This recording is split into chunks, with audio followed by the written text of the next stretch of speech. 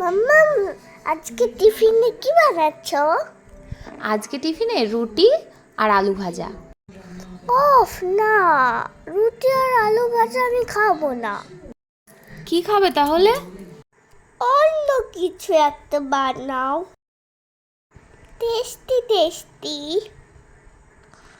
আরে আর টাইম আছে, স্কুলের ভাত তরকারি করে আবার কখন কি করব এখন? আমি কিন্তু টিফিন পুরো শেষই করব না। আচ্ছা আচ্ছা আচ্ছা, দাঁড়া দাঁড়া, দেখছি ভাবছি কি করা যায় তাড়াতাড়ি করে, ফট করে। কিন্তু যেটা করে দেবো সেটা কিন্তু খেয়ে নিতে হবে, টিফিন কিন্তু পুরো শেষ করতে হবে, ঠিক আছে তো? তুমি টেস্টি টেস্টি বানালেই তো আমি শেষ করে ফেলি। মা, এটা কি বানাচ্ছ?